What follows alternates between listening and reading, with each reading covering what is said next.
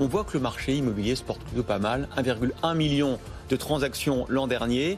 Qu'est-ce qui va arriver en 2023 ? Vous êtes là pour nous le dire. Yann Géano, président de La Forêt Immobilier. Bonjour, merci d'être avec nous. Alors, est-ce que vous avez le sourire apparemment pour l'instant, il n'y a pas de crise en vue sur le marché immobilier ? Bonjour, jusqu'ici tout va bien. Écoutez, on sort d'une année 2022 record, qui est la deuxième meilleure année de tous les temps en termes de volume. Donc 1,1 million de transactions. Exactement, donc c'est bien la preuve quand même que les banquiers font leur travail et financent les projets immobiliers. Le taux d'usure est un sujet, mais le sujet plus globalement, c'est le pouvoir d'achat immobilier. Et ça, c'est indéniable, il a reculé au cours des dernières années. Parce que les prix ont monté. Comment vous voyez évoluer les comportements d'achat ? Vous dites que ce n'est pas un problème de taux, c'est un problème de recul de pouvoir d'achat. Donc clairement, il y a un changement de comportement des acheteurs. Oui, il y a un changement de comportement. On voit qu'aujourd'hui, ils reconfigurent leur projet. C'est l'un des enseignements de l'année 2022. Donc là où on devait acheter 60 mètres carrés, on va peut-être acheter 55 mètres carrés, ou on va dans la ville voisine, dans le département voisin, voire dans la région voisine. Mais une partie quand même des acquéreurs, qu'on estime chez nous à environ 15%, s'autocensurent après avoir vu son banquier, son courtier, son agent immobilier, se dit ça va être le parcours du combattant.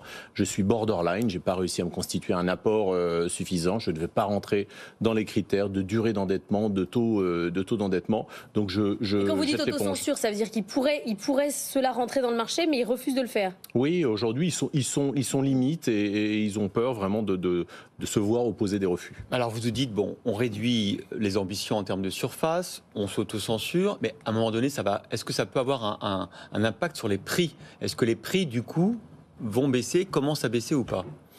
Alors les prix ont commencé à baisser. C'est le deuxième enseignement de cette année, c'est que le marché retrouve une hiérarchie et retrouve des nuances. Même si au niveau national, puisqu'on parle beaucoup de baisse des prix au cours des derniers jours, au niveau national, les prix ont augmenté de 4,7% au sein du réseau La Forêt. Donc on est quand même sur une hausse très franche. Mais on voit le marché se fragmenter avec d'un côté des grandes métropoles qui souvent sont arrivées en haut de prix à un plafond de verre. C'est le cas de Paris où les prix reculent, Bordeaux, Lyon également. Des départements en Île-de-France notamment qui sont aujourd'hui très chers et qui se stabilisent.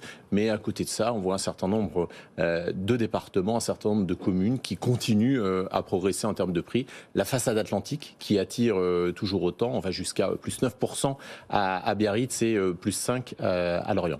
Quand vous dites ce nuance, ça veut dire qu'on retrouve un peu de rationalité, c'est fini la ruée vers n'importe quel pavillon un peu loin d'une métropole. Il y a certains biens retrouvent un vrai niveau de prix. On retrouve une hiérarchie. Prenons l'exemple de Paris, on avait quasiment un prix unique à Paris. 10 000 là. Voilà, aujourd'hui, les arrondissements du centre de Paris sont à plus de 12 000 euros du mètre carré, les arrondissements de l'Ouest sont à plus de 10 000 euros et les arrondissements de l'Est sont tous en dessous de 10 000 euros. Donc on retrouve cette hiérarchie des prix et on va continuer à retrouver cette hiérarchie dans les villes en France en 2023.